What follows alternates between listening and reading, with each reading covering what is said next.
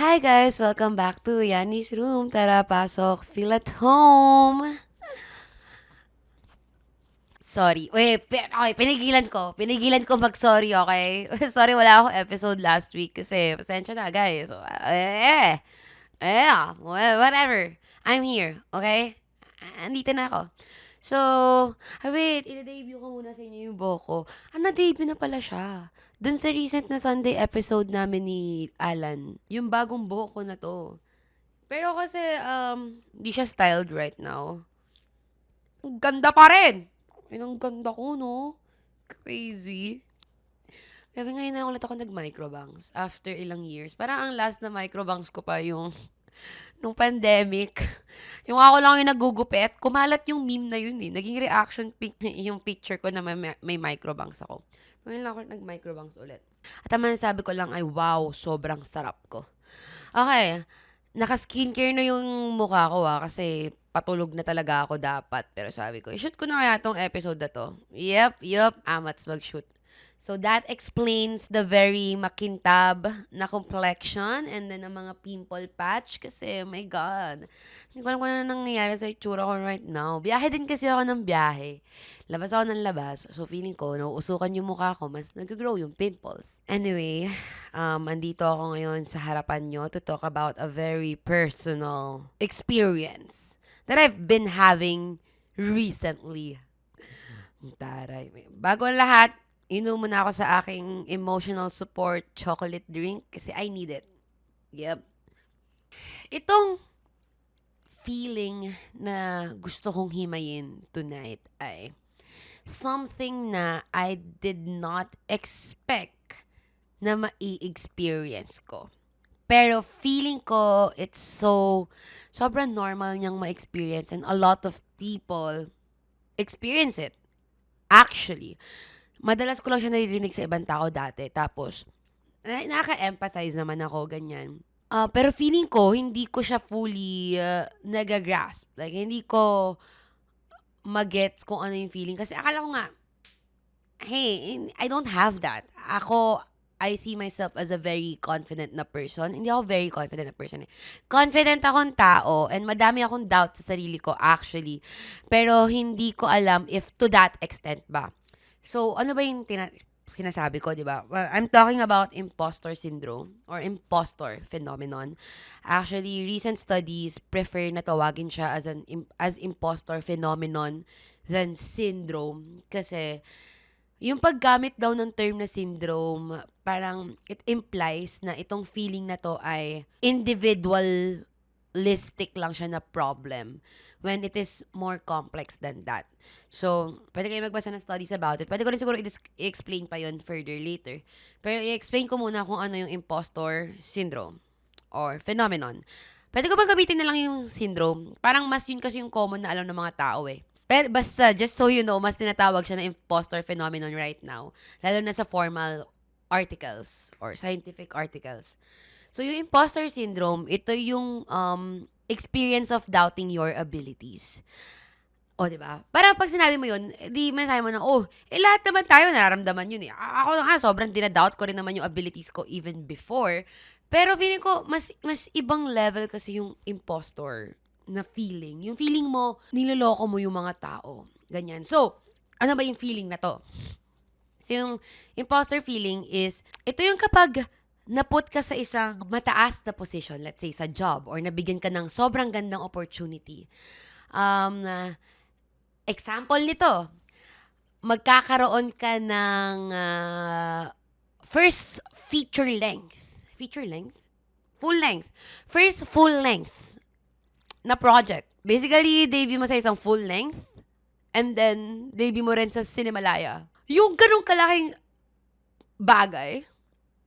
And then, instead of thinking na, yes, naput ako sa position na to kasi I deserve it, kasi kaya ko, ang mas nangingibabaw na feeling ay, fuck, naput ako sa position na to kasi maybe may oversight dun sa mga taong nag-cast sa akin dito.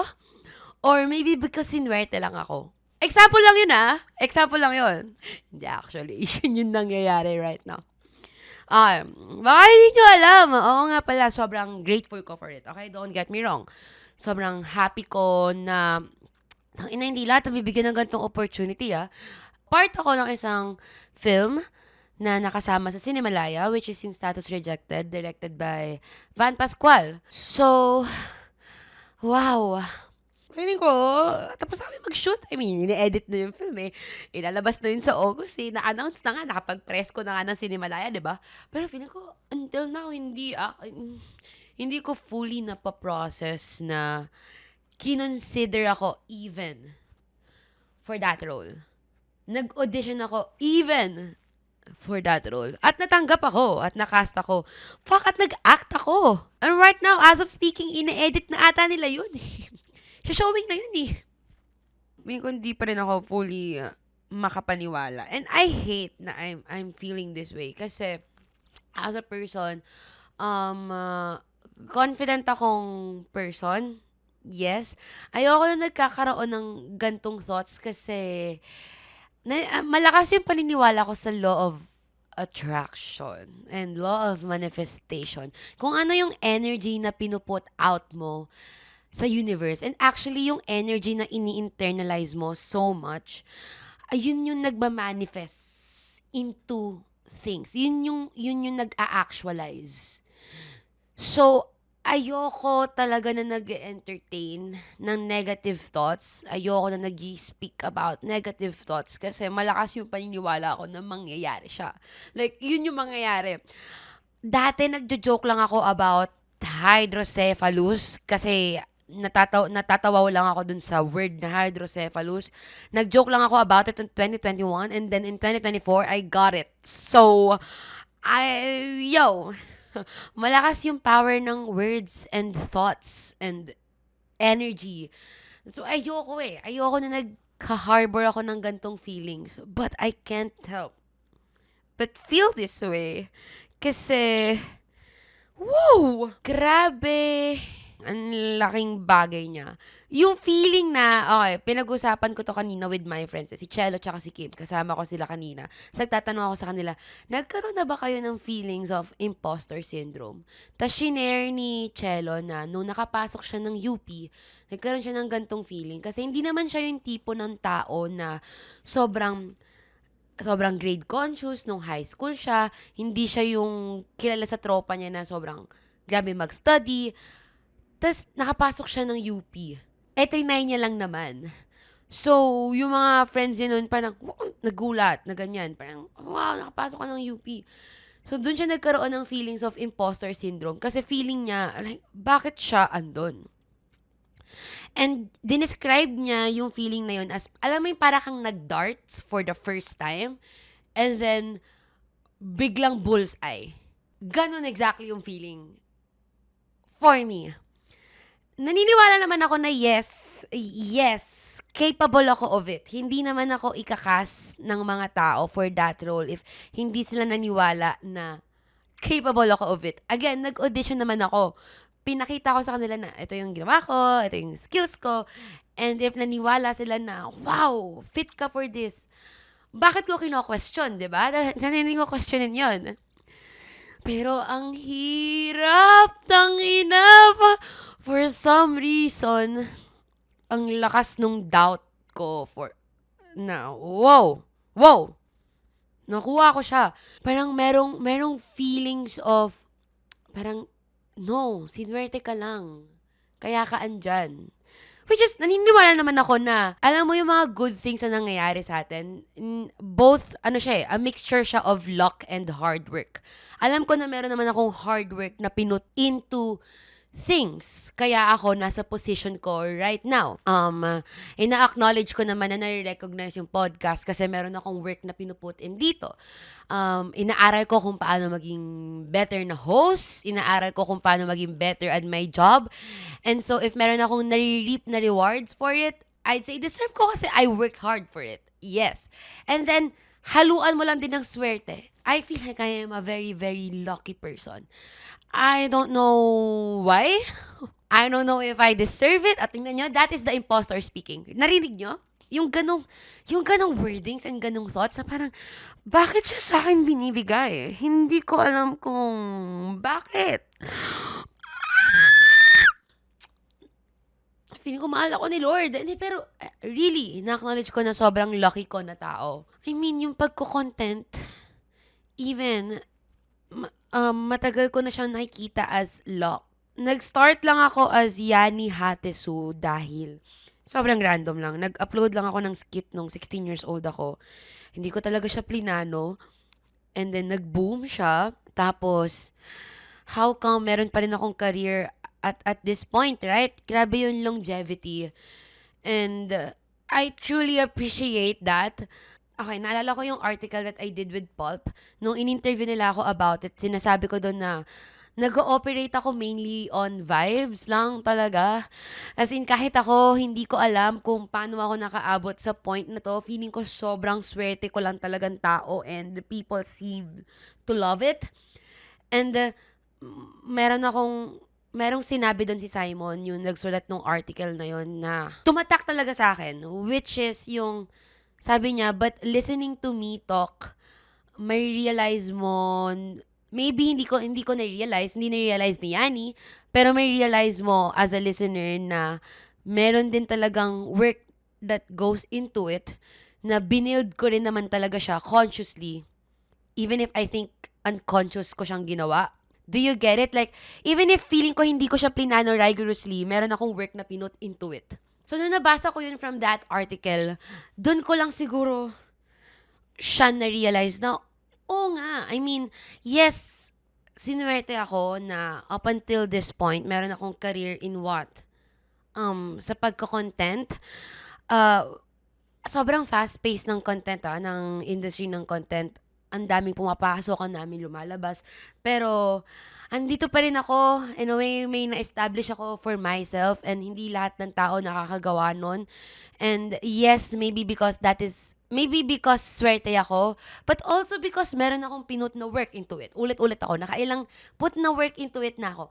Right. Pag inaalala ko na, oo nga naman, nagplano naman talaga ako ng content ko, nag-expand naman ako, nagpa-plan ako kung ano pang pwede kong pasukin, which is, di ba, parang from skits, nag-expand ako to podcast, lumipat ako from one platform to another, I show up, even if I feel like I don't, I do. So, merong hard work na napuput into it. Ngayon siguro na nag-enter ako ng another creative realm or field, which is acting, na relatively new siya to me. Hindi ko siya gamay. Hindi siya katulad ng content na I've been doing for years. So, alam ko kahit paano what I'm doing. Itong sa acting, shit guys, sobrang iba niya. I swear. Siguro, dahil hindi ko pa siya gamay, and feeling ko ang dami ko pang dapat matutunan about it. Yung fact na merong, like, yung unang rodeo ko sa acting ay ang big. Parang hindi ako makapaniwala na, wow, okay, I got into this position because of hard work, because of my capabilities. Ano bang capabilities ko about this? Hindi ko rin naman talaga alam. Okay. Yung background ko sa acting ngayon, nagkaroon ako ng acting, nag-act ako sa isang series before ng 2022. If hindi nyo pa napapanood, which is yung Marahuyo Project, si Direk JP Habak. Even that, hindi ako makapaniwala na I landed that role. It's been years, but until now, iniisip ko pa rin siya. And so, ngayon na pinapakinggan ko yung sarili ko magsalita about it, nare-realize ko na all along, meron akong imposter syndrome, especially when it comes to acting. Okay. So, yung Marahuyo Project, nung nag-audition ako for that, wala din talaga akong acting experience. I think ang experience ko lang is yung skit. Kasi yun yung heavy on skits yung content ko before. Right now kasi medyo hindi na, di ba? Right? Nakakamiss mag-skit. Pero yung skit kasi grabing experience din yun Even if ako lang yung gumagawa, ako lang yung nagtuturo nun sa sarili ko. Kasi one-man team din ako noon. Like, ako yung writer ng skits ko. Ako yung magdidirect. Ako yung nagka-camera. Ako yung nag-acting. So, di ba, if iisipin mo, acting din naman talaga siya. Kakaiba din naman talaga siya. Hindi siya formal acting experience, but the fact that you can do it means na parang, well, you can learn this. You can learn acting. So, nung nag-audition ako for, yun kay Direk JP, ilang taon lang ako noon, nung 2022. 20 years old! Wow, ang bata ko pa. Grabe, ang experience ko lang is yung skits and then mga high school plays. Alam niyo mga pa nag-acting kayo sa high school, ganyan. Tapos wala akong any workshop. So, basically, wini-win ko lang talaga siya. Pag grabe, ramdam ko pa rin yung kaba. Ramdam ko pa rin right now. Tapos na yung Marahuyo project, nailabas na yung project na yun. Pero naramdaman ko pa rin yung kaba nun na, wow, kasi hindi lang basta-basta yung role ni Lily. Mabigat siya. Like, alam ko na everyone in Marahuyo project is aware na yung mga characters na piniplay namin ay merong community sila na nire-represent isa-isa. And yung lived experience or yung life na nire-represent ng character ni Lily ay hindi biro.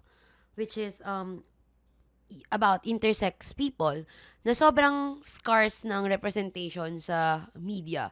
So, bukod dun sa pressure of you don't wanna fuck it up kasi yun nga, merong ganung may people na you don't wanna misrepresent.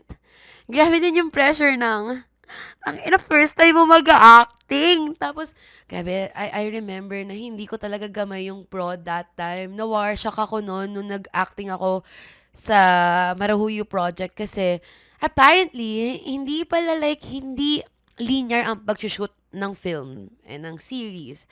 Per location siya. So, possible na for this day, iba-ibang eksena yung isushoot nyo from iba-ibang timeline ng story. So, para kang nasa roller coaster of emotions kasi hindi linear yung paghugot mo ng emotion. Parang for example, ang isushoot mo ang unang eksena na isushoot nyo, masaya pa yung character mo. Next na eksena na isushoot mo, mabigat na yung pinagdadaanan niya. So, parang, wait. So, yun malaking tulong sa akin nung Marahuyo project yung mga kasama ko nun sa cast. Sila Noor, sila Ian, sila Adrian, Neo, AJ, everyone in Marahuyo project. Sobrang laking tulong talaga kasi dalawa kami ni Ian nun na introducing. Alam niyo, isa pa yun na nakaka-wow. Introducing, kapag first mo, sa credits, nasa introducing ka. So, basically, parang,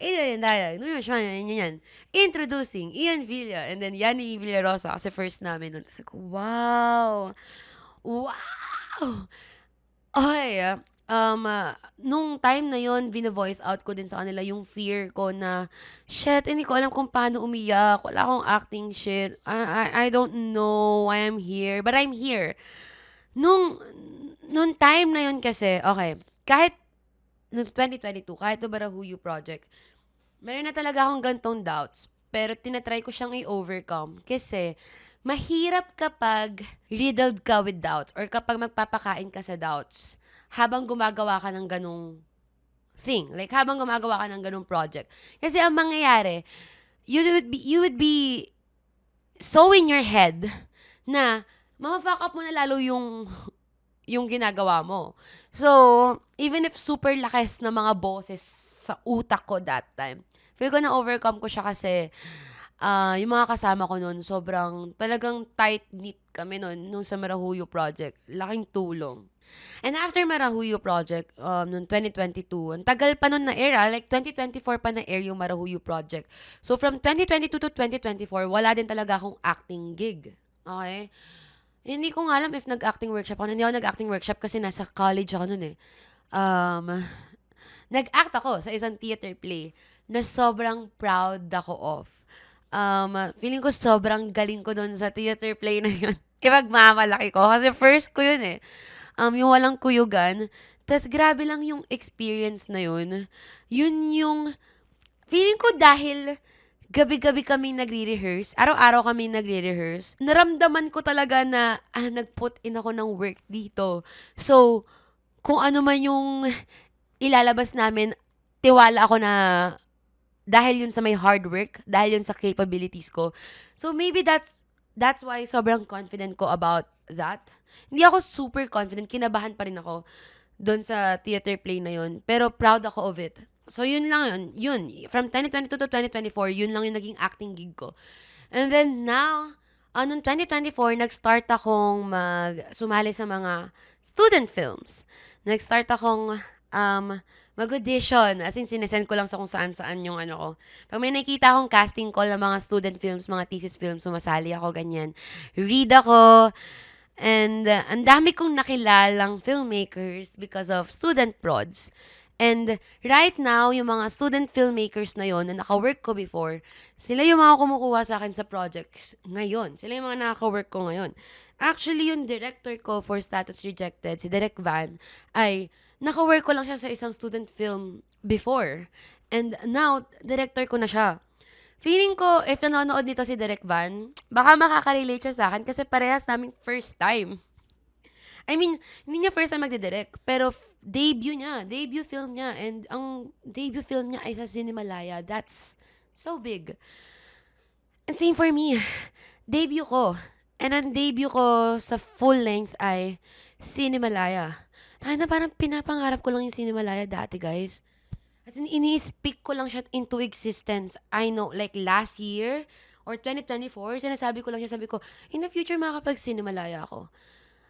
And then, nangyayari siya. Nangyayari siya right now. Oh my God, nakuha ko na siya. Oh my God. And I wished for it. I manifested it. Hindi ko alam na kung bakit ngayon na I got it. Dinadoubt ko siya. Ay, nako naman talaga. Okay, pag tinatry kong himayin, bakit ko siya nafe-feel? Bakit ba nagkakaroon ng feelings of impostor syndrome? Nung nag-research ako about it, madaming reasons. Okay. So, merong larger na context ang impostor syndrome. Ito yung mga nasa studies usually. So, yung impostor syndrome, meron ding social context na nakaka-contribute sa kung bakit nararamdaman siya ng mga tao. So, sa mga studies, sinasabi na ang prone to this feeling ay yung mga people of color, usually nasa mga marginalized communities, gaya ng black people or women. Kasi, example nito, yung mga black people or yung women, usually stereotype sila into something eh. Women, for example, stereotype sila na hindi ka pwedeng mag-lead, hindi ka ganun, hindi for women ang leadership roles. And so, kapag naging leader yung woman, meron silang tendency to feel like imposter sila kasi they have been conditioned na hindi sila deserving of that role or hindi sila capable of that role. So, yun yung example ng merong larger context na nakaka-contribute sa impostor syndrome or impostor phenomenon. For people who have been na nasa margins for so long, nai-internalize nila yung stereotypes against them. So, kapag nakakakuha sila ng good opportunity, nahihirapan sila to believe na they did it because they deserve it or capable sila of it. So, yun. If ilalagay ko naman sa mas individual na level, sa mas personal na reflection, why do I feel this way right now? I feel like, isa sa reasons why you can feel this way is, of course, lack of self-confidence or self-esteem lang talaga. Lack of trust sa sarili mo na capable ka of it. Okay? Na nakikita ng mga tao around you na, hey, kaya mo. That's why I'm gonna take a risk sa'yo. Kasi nakikita ko na kaya mo and fit ka sa hinahanap ko. Grabe. Ayun, lack of self-confidence yun eh. Na wala kang tiwala sa mga kaya mong gawin sa buhay. I feel like, isa yun sa factors why I feel this way. Kasi nga, again, sobrang unknown territory sa akin ng acting. Feeling ko every time nasa set ako, para talaga akong nangangapa. That's why, every after ng take, feeling ko, shit, tama ba yung ginawa ko? Okay ganito. Kapag nasa set ka, hindi lang siya basta nagkakabisado ka ng lines. Ang daming work ng isang actor. Hindi lang siya basta acting.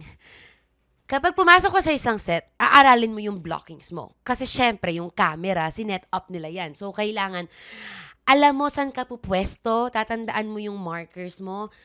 Ilalagay naman, ituturo naman nila sa'yo, okay, dito ka tatayo, ganyan. Ilalagay nila ng markings para ituro sa'yo. Pero kapag magro-roll na, tatanggalin yung markings and then, kailangan mo matsyempohan na dun ka mag-end. Sa kung asan ka. So, spatial knowledge yun eh. Hindi special, as in spatial. Like, knowledge about your space, awareness about your space. Tatandaan mo na, okay, ito yung camera na isa, ito yung co-actor ko, bawal ko siyang matakpan, ito yung blockings ko. I have to be aware of all these things. So, kakaibang skill yun. Yung spatial knowledge, isa yun. Next, well, yung acting itself. Emotions, di ba? Face. Nade-deliver ko ba kung ano yung hinihingi sa akin? Am I doing it right? Yung consciousness pa sa face. Okay. Eto as an actor, wow. Oh my God, kaya kong sabihin na I am an actor. Malaking bagay na you have to i-acknowledge na you are one. Para, wait. Hinahanap ko yung words ko. Sinabi ko to sa isang article, yung article dun sa Pulp, na for so long, ang tagal kong hindi tinatawag yung sarili ko na isang creative or artist kasi ang unconventional ng content creating as a career. Like, it was new, wala pa nagde-define ng rules for it, hindi pa siya nakikita as a legitimate na career. So, for so long, lagi ko lang ina-underestimate or lagi kong, paano ba to, bini-minimize yung work that I do. Hindi ko tinatawag yung sarili ko na creative. Sinasabi ko lang na nagko-content ako. Wala lang, puro kalokohan, trip-trip lang. So, in a way, yung ganong trait ko nun, nakakontribute siya sa kung bakit sobrang tagal kong natanggap sa sarili ko na valid kung ano yung ginagawa ko as a career. Na meron pala akong craft. And meron akong skills and work na pinuput in sa craft na yon. Because yung something as simple as naming what you are doing, ang laking bagay na nun sa pag-acknowledge sa sarili mo na, hey, valid tong ginagawa mo, okay? So, going back to acting, yung act of calling myself as an actor, hindi ko pa siya magawa ngayon kasi hindi ko alam. Merong feeling na parang hindi ko pa siya na-earn. And that is hindi siya healthy na thought. Kasi ano bang kailangan kong gawin to earn it? Like, multiple acting certificates? Or what? Kailan ko tatawagin yung sarili ko na actor? Kapag satisfied na ako sa performance ko? Kailan ako masasatisfy sa performance ko kung lagi kong dinadoubt yung ginagawa ko? Kasi nga, it's a new area for me. Hindi ko pa siya gamay. So, alam nyo, connected to that, bukod dun sa lack of self-confidence or tiwala sa capabilities ko, yung pagiging perfectionist, yung perfectionist tendencies. Hindi naman nga ako perfectionist na tao eh. Pero kasi, ayoko na hindi ako magaling sa isang bagay. Di ko alam. Iniisip ko na, nung ako yung audience, ang dali kong man-judge ng mga pinapanood kong actors. Diba? Nung hindi pa ako nag-act, ang dali kong sabihin, ano ba yan? Hindi naman magaling yung acting, ganyan. Tapos nung ako na yun nasa position ng actor, dito ko lang na-realize na sobrang hirap pala talaga niya. Hindi lang siya basta nagkakabisado ka ng lines. Hindi lang siya basta may papakita kang expression sa mukha mo. Ang daming, like, pag andun ka na sa eksena, nagka-calculate ka din. Because again, yung blockings and all, like, ang dami mong iniisip. Ang hirap na mag-focus lang dun sa acting itself. So, noon doon ako sa position na yun, parang hate ko na natatanga ko. As in. So, every time after mag-take, iniisip ko, tama ba yung ginawa ko? Kasi parang hindi alam ng utak mo kung saan siya magfo-focus. Magfo-focus ba siya dun sa paghanap pag-compute ng space mo? Magfo-focus ba siya dun sa paglabas ng expression sa mukha mo, sa mga nuances? Or magfo-focus ba siya dun sa pag-a-apply ng technique na inaral mo from an acting workshop? Shit, sobrang daming nangyayari. And like, ultimately, alam nyo, kasi yung utak ko, sobrang like, sobrang scattered ng thoughts ko, okay? Magulo ang utak ko as a person. So, ang ginagawa ko pag nag-acting ako, para i-quiet down yung thoughts na yon ay, minsan talaga ano na lang, parang tinatrust ko na lang yung sarili ko na, pakiramdaman mo na lang, girl, just enter that space, and then, tandaan mo na lang na ito yung nakikita mo kapag nasa position ka nito. So, ito dapat yung puntahan mong place, and then, i-acting mo na lang. Tas after ng take, doon na ako nag-worry na, puta, nailabas ko ba? Nailabas ko ba sa mukha ko? Parang, iba yung plinano ko eh. Bakit parang iba yung nagawa ko nung nasa harap na ako ng camera? So, ang daming ganong thoughts. Ang daming things sa acting na gusto ko magamay ko, pero hindi ko alam if I ever will, if makakaya ko ba. Gusto ko siyang ma-perfect, pero is anybody ever really perfect? Sorry, tama ba yung grammar na yun? May tao bang kaya maging perfect? Kasi if meron ako na-learn from talking to, like, actors, like veteran actors even, minsan hindi rin talaga nila alam yung ginagawa nila, but they wing it. And then they do it well. And actually, that is something na na-learn ko from talking to a lot of people, hindi lang sa acting. When I talk to like yung mga established na people. For example, mga esteemed na directors, esteemed na creators. When I talk to them, sinasabi nila na kahit sila nagda-doubt din naman sila minsan sa sarili nila. Kahit sila, hindi all the time alam nila yung ginagawa nila. And so, merong comfort na nakukuha out of that na, oo nga, okay. Hindi rin naman pala nila alam completely yung ginagawa nila. So, maybe okay lang na hindi ko rin alam. Basta trinay ko yung best ko, ganyan. But still, ang hirap talagang labanan ng feelings of imposter syndrome. Feeling ko, the more na hayaan ko siyang mag-grow inside of me, the more na yun talaga yung mangyayari. The more na yun yung makikita ng mga tao from the work na ipuput out ko. Kung naniniwala ako na hindi maganda yung ginawa ko, then sure ako na yun din yung makikita ng ibang tao. Ay, nako. At ang hirap. Hindi ko alam how to deal with it. As of now, as of speaking, feeling ko, isa rin talaga siguro sa reasons kung bakit ko rin to na-feel kasi, shit, sobrang daming good things na nangyari this 2026. And, alam nyo, ako yung tipo ng tao na wini-welcome ko yung mga ganong mga good opportunities, ganyan. Hindi ako yung tipo ng tao na, alam niyo yung kapag masaya, iniisip na, shit, hindi ako pwede maging super saya kasi baka bawian ako ng malala. May mga tao kasing ganun, di ba? Hindi ako yung ganun eh. But, right now, hindi ko alam kung bakit. Dahil sobrang daming good things na nangyayari for 2026. Sobrang dami talaga. I swear. Hindi ko alam kung bumabawi ba si Lord para sa nangyaring hydrocephalus last year. Pero hindi ko ma-wrap yung head ko around it na, what do you mean? How many 2 magazine features? Sinasabi ko lang na gusto ko magkaroon ng billboard sa C5. Tapos nakakita ako ng billboard sa C5 na andun ako kasi yung preview cover. Tapos, sinabi ko lang dati na gusto kong mag-Cinemalaya and now nakuha ko yung Cinemalaya. And then, nare-recognize yung Yanni's Room for a lot of things. Yung article, lagi kong bukang bibig yung article na yun because I am so thankful for it. I felt so seen because of that article. Dati sinasabi ko lang na parang I wanna be recognized. I wanna be recognized eh. Gusto ko lang maka-reach out to people and to connect to people deeply na makaka-move ako ng mga tao, ganyan. And now, nakukuha ko siya. A lot of people nagme-message sila sa akin na ito yung impact ng podcast sa kanila, ito yung impact ng podcast sa inyo, na hindi ako makapaniwala na ganun yung extent ng, yun yung narating ng Yanni's Room.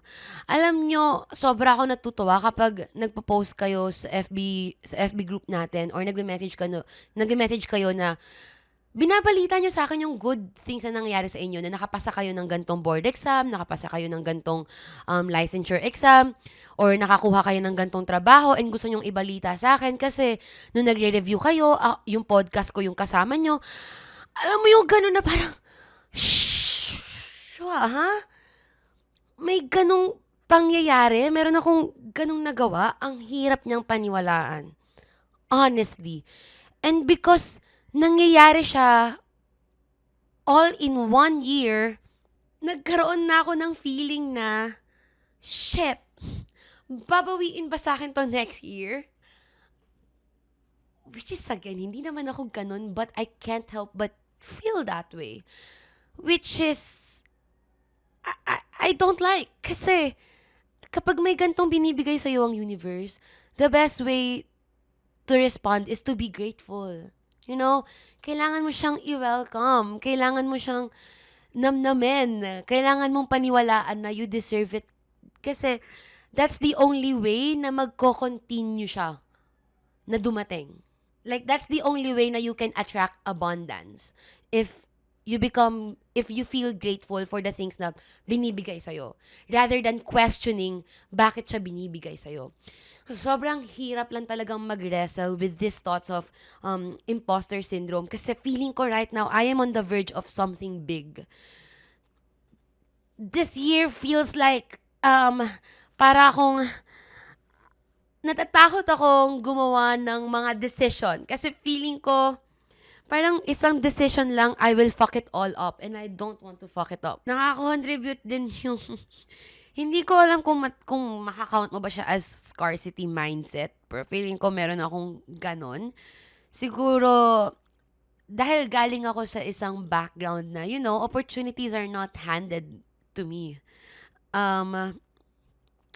Hindi naman kami super yaman.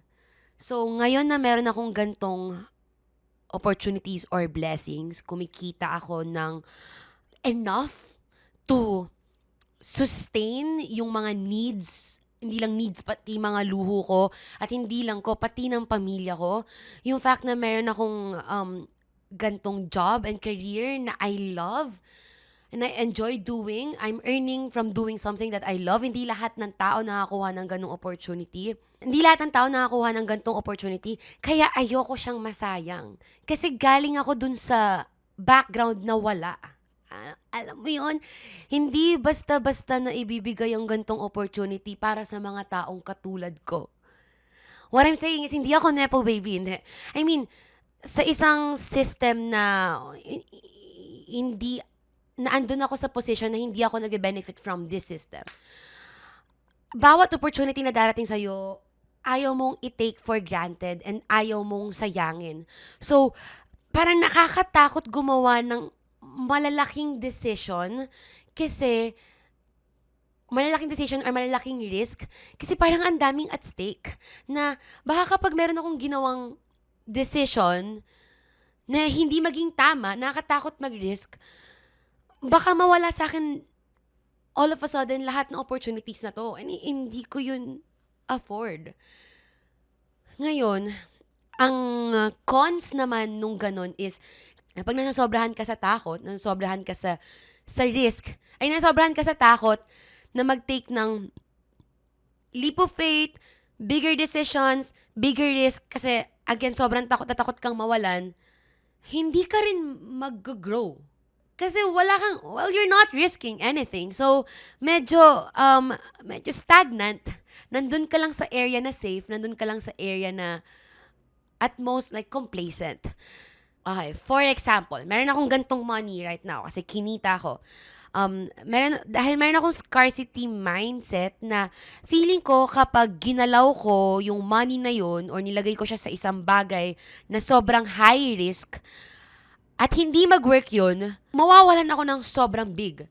So, dahil meron akong ganong mindset or takot, ang nangyayari, hindi na lang ako magte-take ng risk. Hindi na lang ako sabihin natin, magte-take ng risk na gumawa ng isang business venture.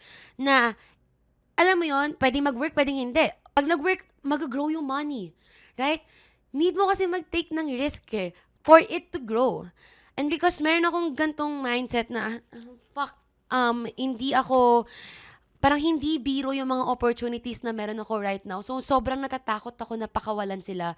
Natatakot ako na lumabas out of that comfort zone kasi ayoko silang bitawan. Parang ayoko silang i-risk to become something big kasi doing so means also means na it can also be something na parang mas maging loss lang din siya. Right? So, ah,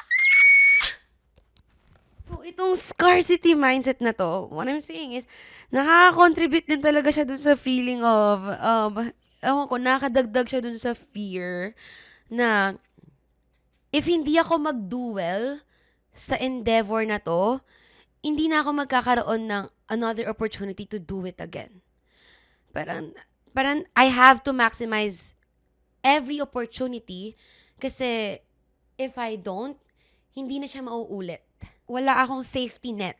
And so, ewan ko, mas nakakadagdag yun dun sa feeling of, yung impostor na feeling. Kasi, yung impostor na feeling, kung i-connect ko siya sa acting parang, ang pangit nito pakinggan, ang unhealthy nito pakinggan.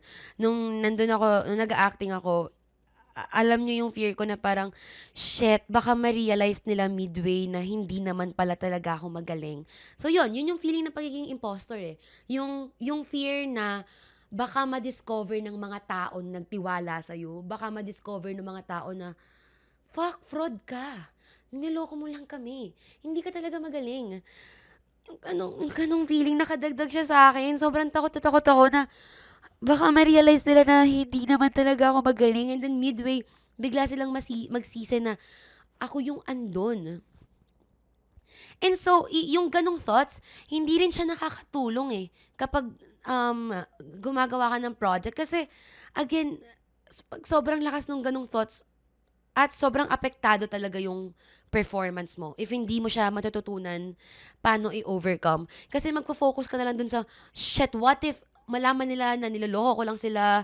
Shit, what if kapag ma-fuck up ko tong performance na to, wala na akong opportunity to grow, wala na akong opportunity para bumawi. Kasi hindi na ako bibigyan ulit ng universe ng another opportunity.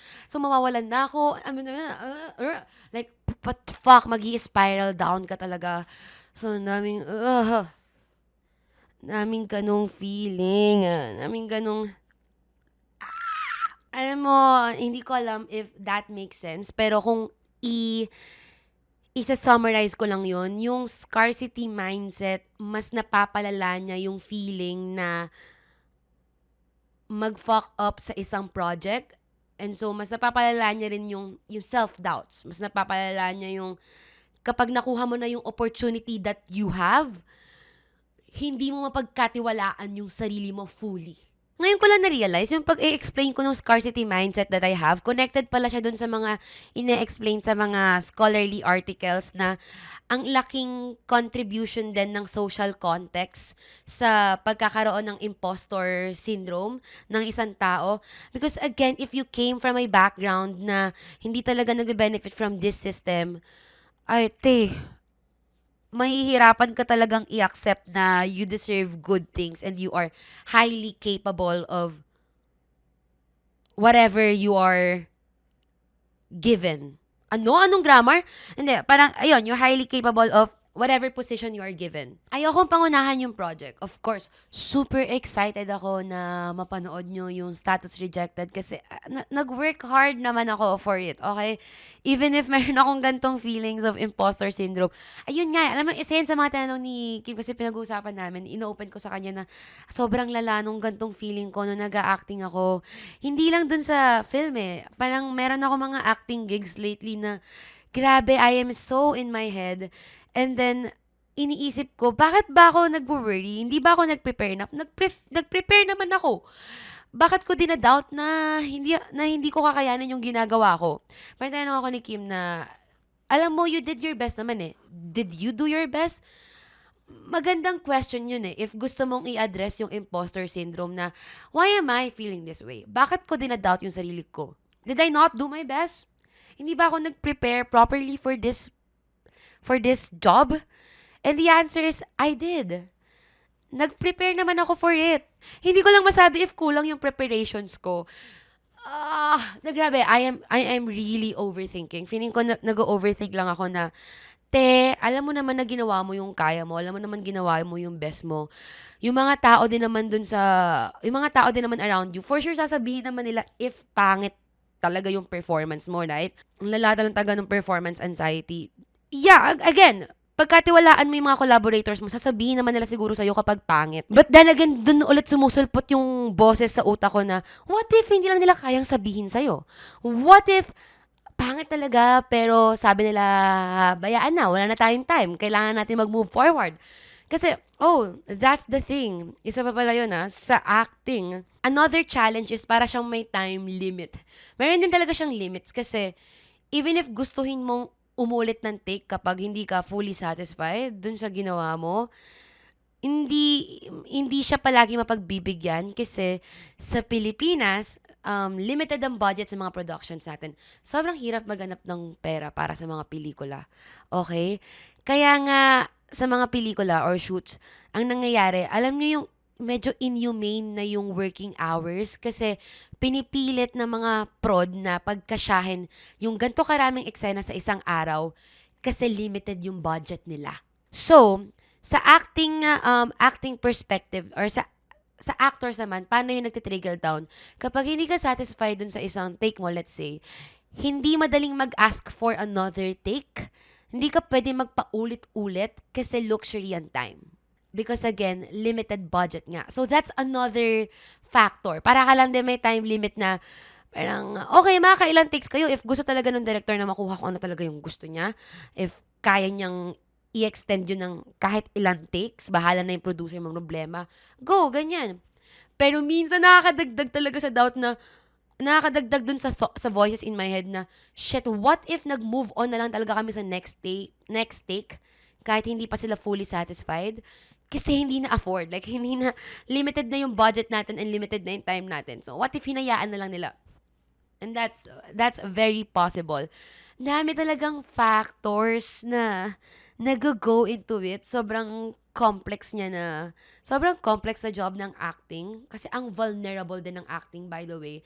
Sa acting, ang pinaka-puhunan mo talaga, I believe, ay emotions at puso. Kasi kung wala kang emotions at puso, hindi siya magta-translate well talaga sa, sa camera. So, ewan ko, alam ko naman na nag-prepare ako for it. Pero ang dami lang thoughts na, what if hindi nag-translate well yung preparation na yun? What if kulang pa rin talaga? Ay, grabe na din talaga ang voices in my head. Hindi ko alam. Ang pangit lang niya na ang pangit niya na mindset. Ay, hindi ko gusto na I am feeling this way, pero I am trying to sort out through it. Again, excited ako na mapanood nyo yung Status Rejected even if I'm nervous about it. Napag-usapan namin ni Kim to na sabi niya, Yani! Makasigaw naman ako, Yani, are you scared? Na what if hindi magustuhan ng mga tao yung performance mo doon? And honestly, the answer is yes. Sinasabi ko naman sa podcast and sinasabi ko dun sa article na in-interview ako na mahina yung puso ko sa mga feedback actually. Mahina yung puso ko sa public scrutiny. But also, tanggap ko na, Jane, Wanda, hindi, tanggap ko naman kasi na inevitable yun.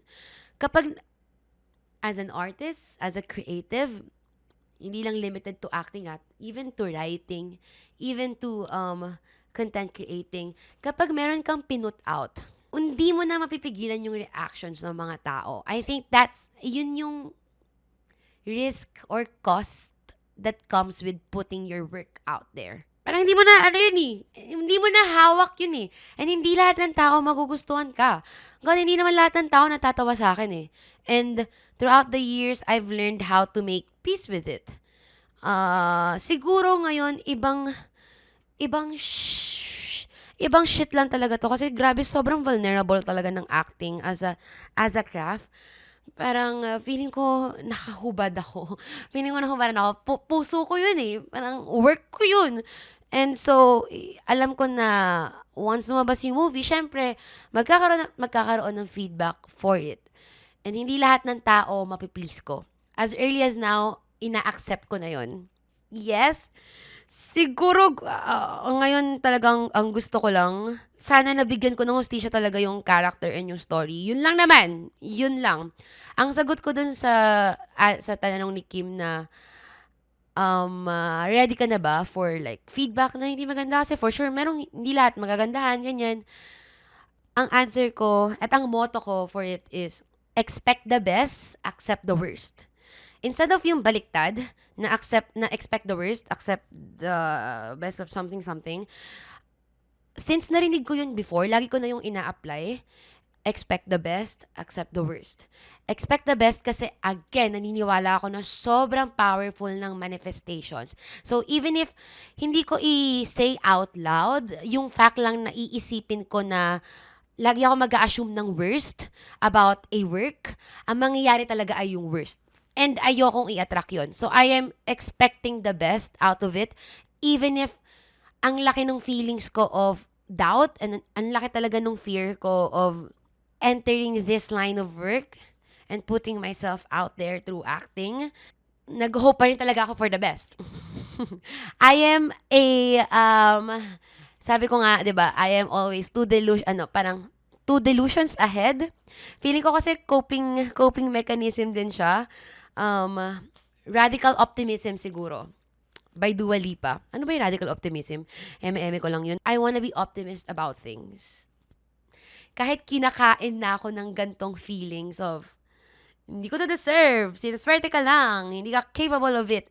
Tinatry ko na lang pagkatiwalaan yung sarili ko and yung work na pinut ko in there.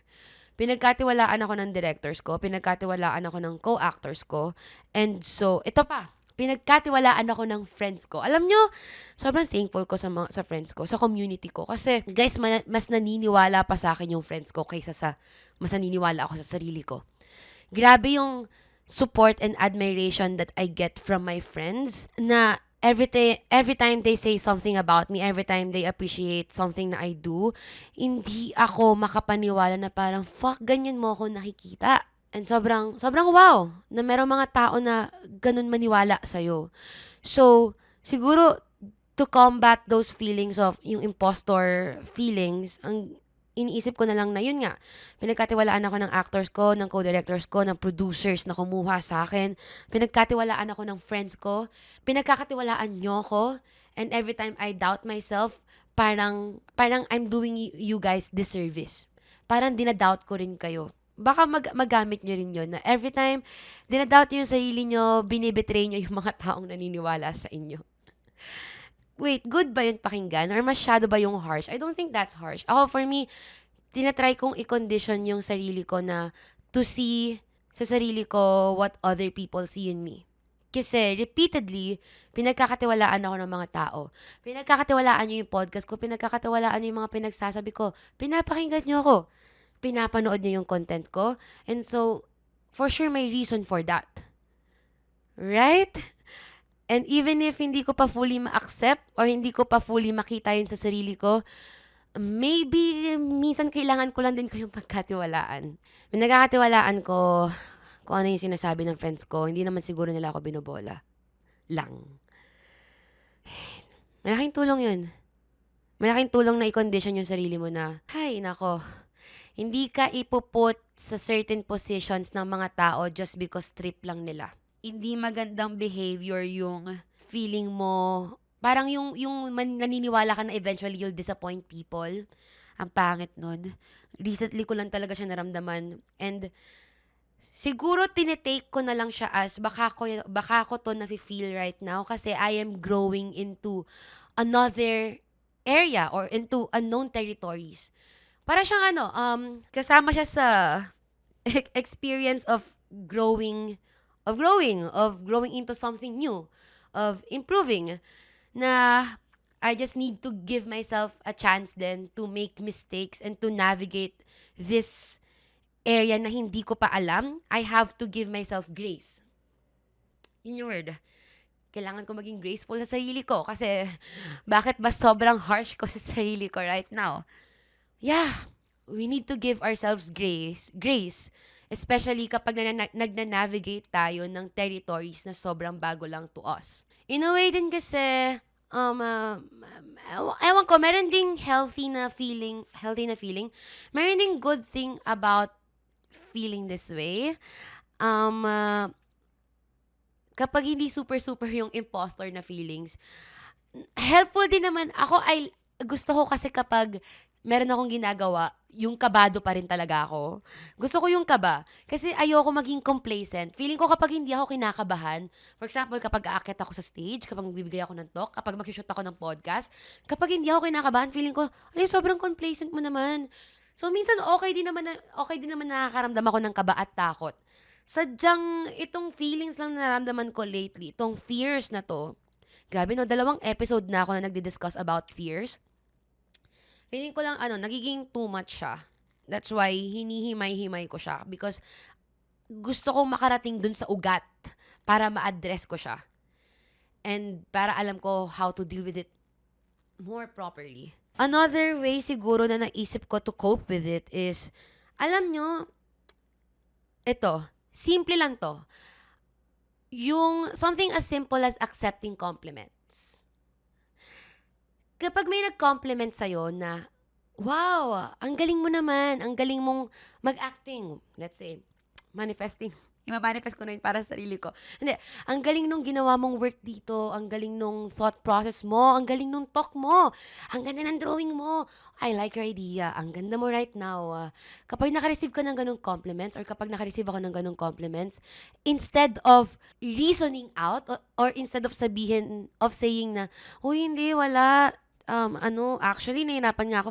Or actually, chamba lang talaga yan eh.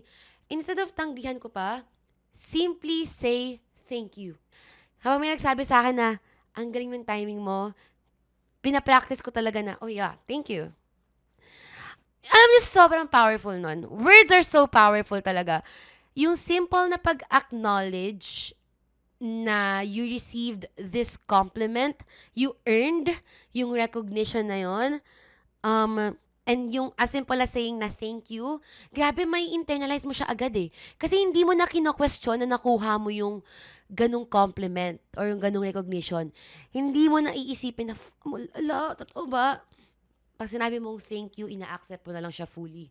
And then, you feel like, wow, okay, I did well. Right!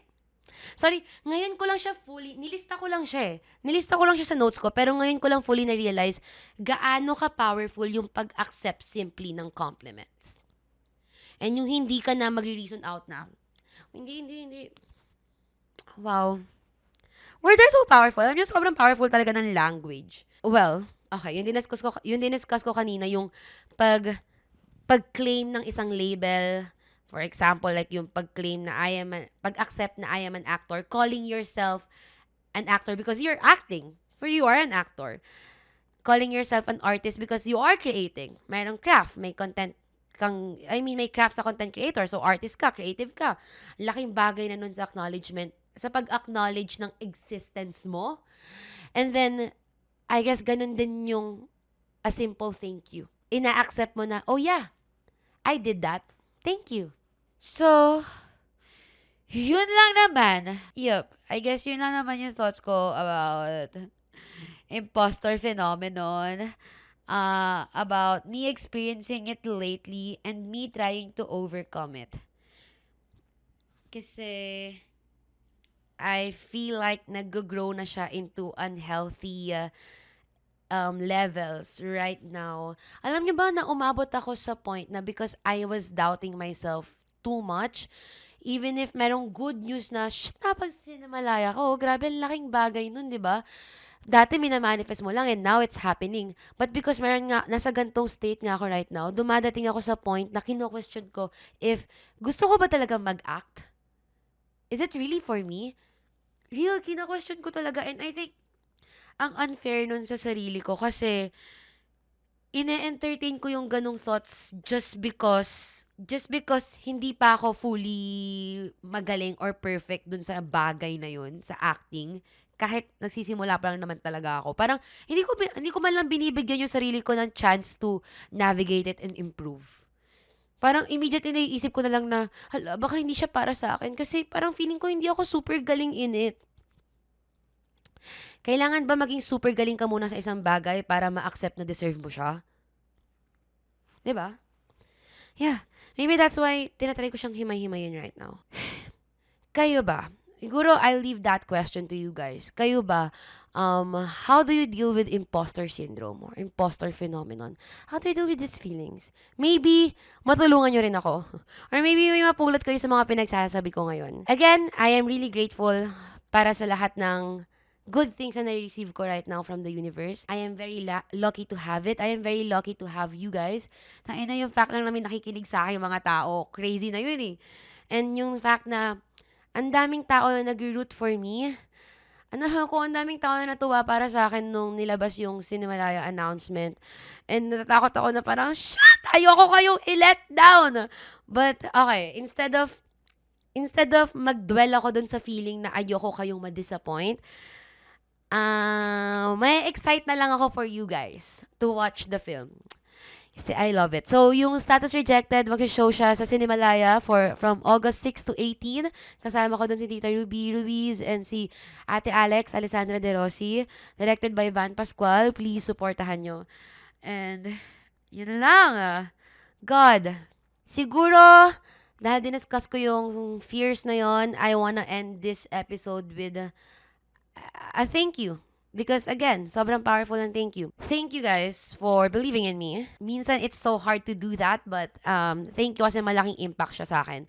And thank you, universe. More to come. Right? More to come. Yeah, I have to be delusional. I know na madami pang darating. Tenfold. Hindi ko naiisipin na babawian ako. Marami pang darating and pinagdadasal ko every night na I do the right decision para hindi masayang lahat ng good things na to. Yun lang. Thank you so much for listening to this episode. I-follow nyo kami sa aming socials at Kwarto ni Yani on IG and TikTok. Naglalabas ako ng new episode every Thursday, 9 p.m. and every Sunday, 8:30 a.m. Mag-join na rin kayo sa FB community natin. Yani's Roommates, dun ako nagpo-post ng announcements and updates and everything. And i-follow nyo na ako at Yani Hatisu sa lahat ng social media platforms. And see you sa kahit saan. See you sa sinihan. Thank you. Bye-bye.